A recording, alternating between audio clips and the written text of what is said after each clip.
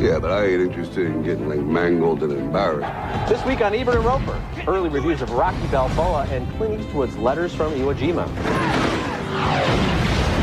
George Clooney and Cate Blanchett in The Good German. You should never have come back to Berlin.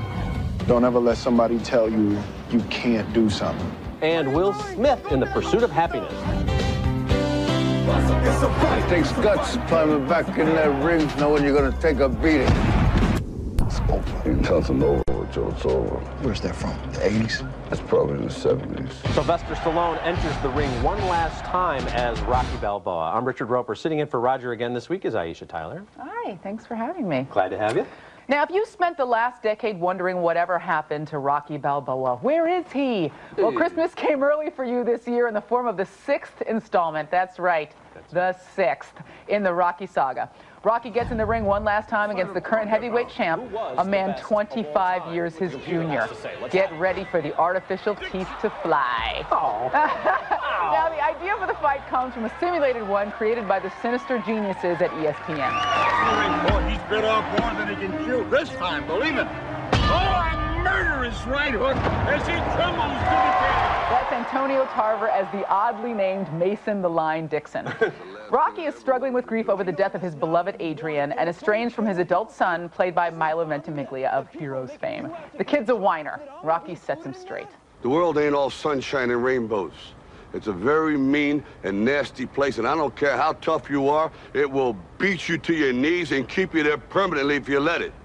You, me, or nobody is gonna hit as hard as life. But it ain't about how hard you hit. It's about how hard you can get hit and keep moving forward. That is one of many affecting speeches in this movie. This fantastic speech by Tony Burton drew wild laughs and applause in the movie theater that I saw it in. So what we'll be calling on is good old-fashioned blunt force trauma, horsepower, heavy-duty cast iron, pile-driving punches that will have to hurt so much they'll rattle his ancestors.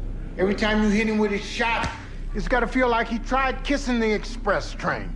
Yeah, let's start building some hurting bombs. The entire film is like that speech. It's wry, it's self-effacing, and Sly is an accomplished filmmaker who knows that this story is a hard sell, and he plays it just right. This is a fun ride. It's kind to the character's legacy without pandering, and the fact that the film doesn't give us exactly what we expect out of it is testament to Stallone's deft hand and devotion to authenticity. This is a man's movie about the interior life of men and their relationships, especially as they age. It's nostalgic without being maudlin, and it ties up the franchise perfectly, and I'm giving it a huge thumbs up. I am so glad to hear that, Aisha, because I love this movie. You know, I love the first Rocky movie, and then it got to the point where you're like, who's he going to fight next? He's going to fight Stephen Hawking. Yeah. It's the only guy you can take anymore, you know. But he brings it home beautifully here. You mentioned Tony Burton. You know, Tony Burton played Apollo Creed's cornerman in the original film. There are other characters, minor characters from the first Rocky that come back, and I thought that was a nice job. And as a director, Stallone brings Rocky back to the streets. And, you know, ironically, I think the fight scenes are the least involving parts of this movie, because we know kind of what's going to go on in the fight sequences. It's those little moments with his son, with Burt Young's Paulie, that I loved about this film. It just was gorgeous. It was really, one of the things that came to mind when I was watching it is the beauty of the everyday. It really does go back to the streets where he started, kind of the glamour of the big statue and all that stuff is gone, and this is a guy who's just dealing with kind of the remains of his life in a really honest and tender way. And he's funny, he's wonderfully emotionally grounded, he does great acting work here, everybody does really good work. And I loved it. And it just reminds us of why the original movie deserved to win Best Picture 30 years ago. And I'm just so happy for Stallone that he was able to reclaim this franchise and give it a fitting finale. It also just reminds you why you loved that original guy, because he was this underdog, and he really returns to those underdog roots, and it's just beautifully, it's just fantastic. Go see it. I had a great time at this movie. There you have it. Okay, Steven Soderbergh and George Clooney go the Casablanca route in The Good German. This is a film that scores about a 9 for style and maybe a 5 for plot, so I think that averages out to a marginal thumbs up. Clooney goes Bogart with his portrayal of Jake Geismar. He's a post-World War II journalist who returns to Berlin hoping to reconnect with his former lover. Tobey Maguire plays the annoyingly upbeat Tully, who is assigned to drive Jake around. Your Fraulein knew exactly what Hitler was doing. They all knew. Did she lift a finger? You don't know a thing about her. You do? Just because you're a German doesn't make you a Nazi. Now, Cate Blanchett is undeniably one of the best actresses in the world, but she's kind of an unconventional beauty. I didn't quite buy her as the mysteriously alluring Lena Brandt. It seems like half of Germany is in love with this woman. Following me. What about the curfew? Life is inconvenient sometimes like that. It's not safe. And always it seems not safe. Who? Someone who could get me out of Berlin. I'll go with you. No. When Soderbergh and Clooney aren't filming Oceans 11 and 12 and 13, etc., they love to indulge their passion for adventurous projects. They obviously love and respect classic films, from Casablanca to A Foreign Affair to even Chinatown. But the good German does a better job of paying tribute to those films than carving out its own personality. Yes, Soderbergh captures the techniques and the beautiful black and white photography of the 40s, and yeah, Clooney reminds us of Bogart, and Blanchett is kind of Dietrich-like, but it's great fun to watch them do the movie equivalent of a great cover song while you're thinking, I'd still rather hear the original. Still, I'm giving this movie a mild thumbs up. A lot of style, not so much with the plot. I am giving this movie a thumbs up, too. I think it's a very ambitious film, and I think it's executed beautifully. It looks incredible. He uses original old war footage, and he mixes it in with the footage he shot for the picture. They apparently used these old 1940s cameras to shoot the movie. Yeah. But it looks fantastic, and I think the acting across the board is great. The plot is very complex, and I was a little confused at times, and I thought, am I not been paying attention? I don't understand who that guy was, and why is he dead? But I also think they wanted to kind of be honest about the mixed allegiances and the complex webs that were formed at that time after World War II, when everybody was trying to divvy up, you know, what was going on in Germany, control of Germany, and trying to figure things out. Right. Tobey Maguire is just a lech in this picture. It was very interesting to watch him play that role. It was kind of fun to watch him play against type really, like that, really though. You know, I thought he did a him. nice job. And I think the movie is really about kind of people's outward appearances and their inward motivations and the complexity of that. It's beautifully done, but I thought the acting was fantastic. I thought Cate Blanchett is just, I thought she was gorgeous. She looked Eastern European. I thought she carried the accent well. I think she's really beautiful, and I just think these are a bunch of acting heavyweights up there, an incredible director, and I really did enjoy the picture, and I really felt like I was watching something important. Well, it looks great, as you said. I think we both agree. You know, halfway through, you're like, I'm not even sure what's going on anymore, and maybe we're not supposed to care that much about all the intricacies of it. That might not have been the point. It's not about the plot, it's about the style, and as such, it's well done, and it is gorgeous to look at. Beautiful. Okay, later in the show, Will Smith stars in The Pursuit of Happyness, and next, Clint Eastwood's take on World War II with Letters from Iwo Jima.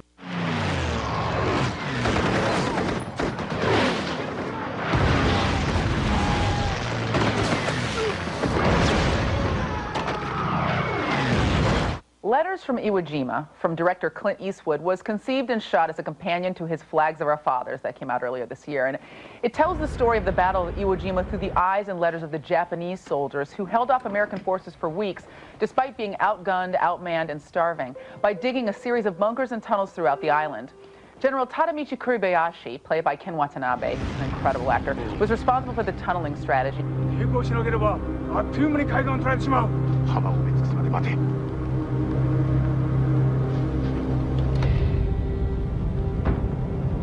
Clint uses the same restrained palette and refined storytelling techniques he used in Flags of Our Fathers, and the film has a tenderness and a real affection for its characters. This is not a hard-hitting war drama, but rather a thoughtful portrait of a group of men who knew before they ever arrived on Iwo Jima that their stand there would be their last.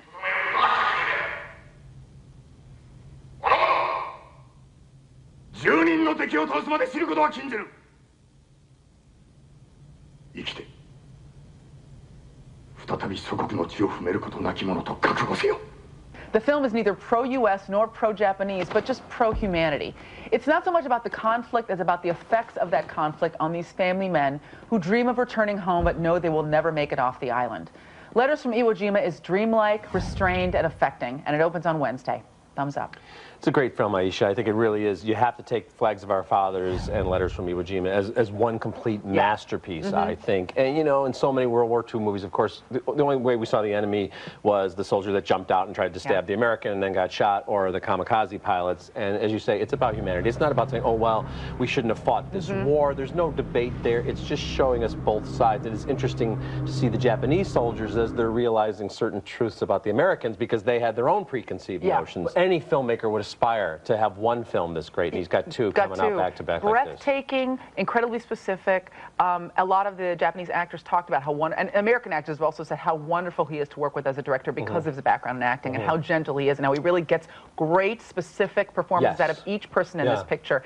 And it is, you're right, it's not about the meaning of the word. It is about how men in war sometimes are fighting for, you know, goals and ideals that are not their own, and just about, you know, the loss of life, and it's just beautifully done. It's so worth seeing. It's just incredible to see the other side of things. Of course, the first movie was all about the literal raising of the flag, the 2 flags, it turns out, at Iwo Jima, and then there's just one moment in this movie where they see it from a distance, and they're like, the Americans have taken the hill, and you realize how different things, you know, through different prisms. It's just fantastic. It's really worth seeing. Really worth seeing.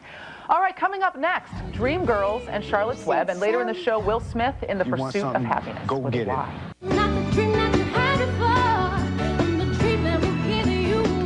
Looking at movies now in theaters, all these films got 2 thumbs up. Beyonce Knowles, Jennifer Hudson, and Eddie Murphy are all great in Dreamgirls. Dakota Fanning in Charlotte's Web, and Mel Gibson's Apocalypto. Mel Gibson is another guy like Clint Eastwood who was a huge star as an actor, but is also a very important filmmaker. Incredibly and this is an amazing accomplished, film. and his scope, the way he tells stories, they're big, they're beautiful, they're extraordinary. It's great. Yeah, great film. Okay, next is The Pursuit of Happyness.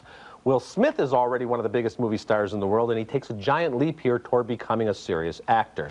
Now, with a touch of gray in his hair and a 1981 mustache, he looks a little like Jesse Jackson, and his story plays like something out of one of Jesse's better motivational speeches. Based on a true story, The Pursuit of Happyness stars Smith as Chris Gardner, a struggling salesman and father. Christopher's staying with me. I'm his mom, you know? He should be with his mom. I should have him, right? You know you can't take care of him. That's Tandy Newton as Chris's worn-down wife, who finally snaps and moves to New York, leaving Chris with their 5-year-old son, who's played by Will Smith's real-life son. No, probably means there's a good chance that we're going. Possibly means we might not. What does probably mean? It means we have a good chance. What does possibly mean? I know what it means. What does it mean? It means that we're not going to the game. Through determination, smarts, and charm, Chris lands an unpaid internship with a top stock brokerage firm. What would you say if a guy walked in for an interview without a shirt on? And I hired him. What would you say? He must have had on some really nice pants. Times the heart-tugging is a little too persistent, as when little Chris tells his dad he's a great papa. But as cynical as I am, I have to admit I was completely won over by Smith's sincere and deeply effective work as a guy who was knocked down again and again but refused to stay on the canvas. So I would say good movie, great acting, thumbs up. I am giving this movie a huge thumbs up. It is just fantastic. First of all, you're right. Will Smith does just fantastic work here. And I think he's been a good actor for a long time, but he's finally getting a role where he can really do some serious, deep, emotional work. His charisma is still there, but you really do believe him as this downtrodden guy. Really do. Which is sometimes hard to believe. Will is such a glowing kind of charismatic guy that to see him in this role, he really carries it off. And it was exhausting because it was so emotionally affecting. I mean, you really feel for this person who is doing his best and just keeps kind of getting popped in the mouth. His son, you know, you kind of say, oh, an actor puts their son in a movie. That little kid is fantastic. I mean, he's unbelievable. He gets you every step of the way. And I got to tell you, there's this moment. I mean, I'll just admit right now, I'm a big crier in movies. I was sobbing at the end of this picture. It's just... Oh, God, yeah. That is a great scene. It knocks the breath out of you. And the notes that Will Smith struck in that pivotal scene where he could have gone a lot of different ways. There's a tear coming right now. It's sublime acting. Yeah, sublime. It really is. It's just, everybody should go and see this picture. Fantastic. Breaking and Entering, the latest film from accomplished writer-director Anthony Minghella, studies the lives of several Londoners as they collide and intertwine in an impoverished London neighborhood. Jude Law plays Will, an architect who finds his King's Cross offices the victim of repeated break-ins. Worse, the thieves are somehow getting hold of the alarm code. Explain this to me, please. How the cleaners getting up onto the roof, then swinging through the roof light, and why they are when they've already got keys and codes. I've just been trying to defend our cleaners. Well, I've just spoken to the alarm company. Whoever broke in used the cleaner's code. That is the subtle but effective Martin Freeman as Will's business partner, Sandy. Now, Will is in a decaying relationship with a woman who is suffering from depression, and through a series of interactions, he starts an affair with a Bosnian Muslim refugee, played by Juliette Binoche. What? What's the matter? Use me to hurt someone else. What do you mean, Liv? That's the last thing I want. Promise you what? What, promise you I'm not flirting? I know what that is. I don't believe you. I know what that is, and this is not what it is. I don't. Jude Law is fantastic, and there's excellent work from everyone in the cast, including Robin Wright Penn, Vera Farmiga, who was so incredible in The Departed, Ray Winstone, and newcomer Rafi Gavron as Miro.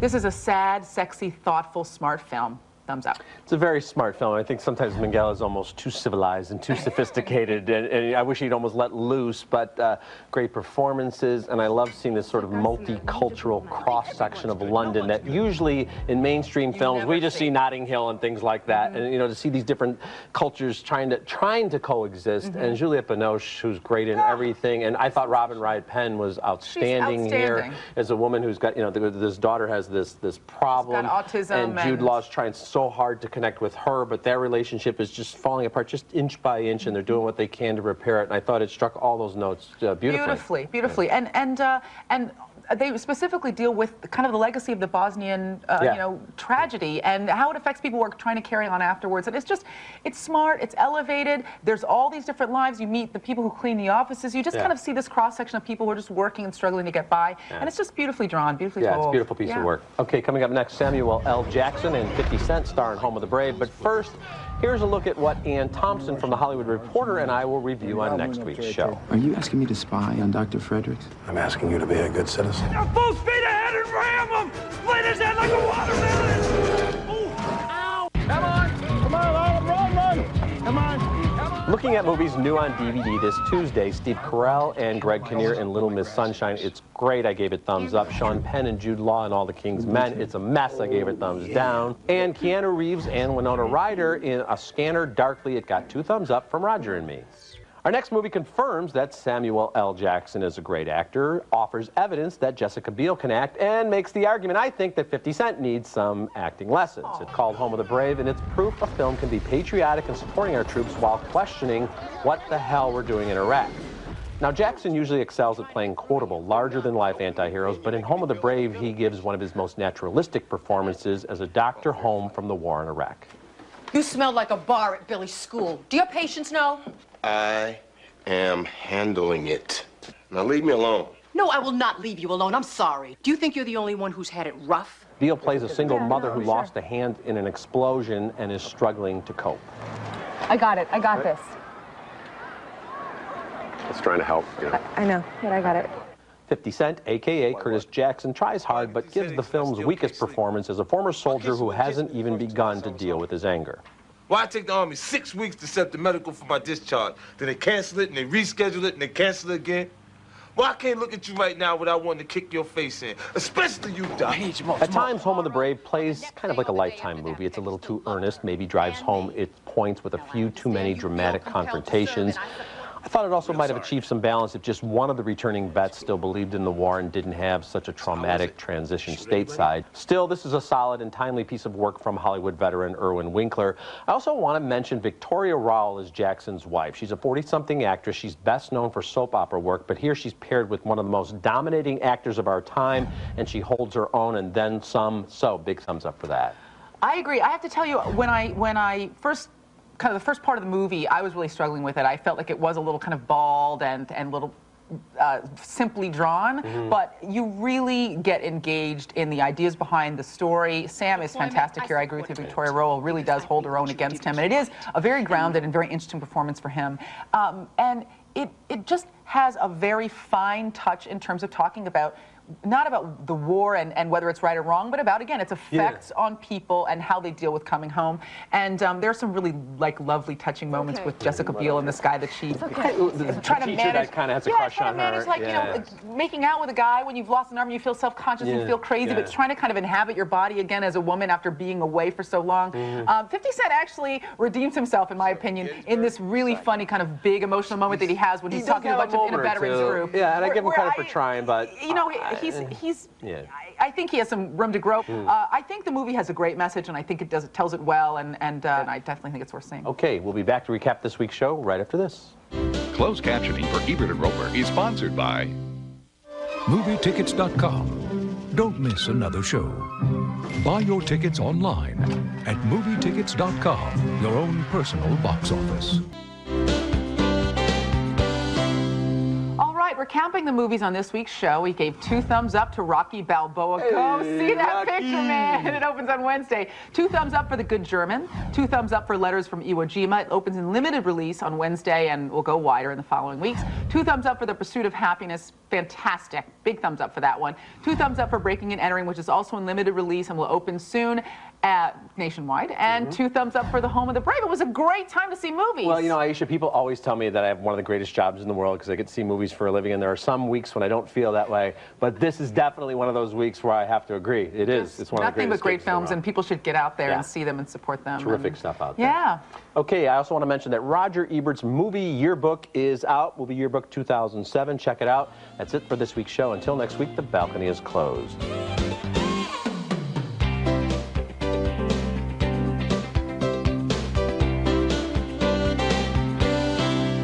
Gentle enough for the tenderest lips. New Gentle Scents.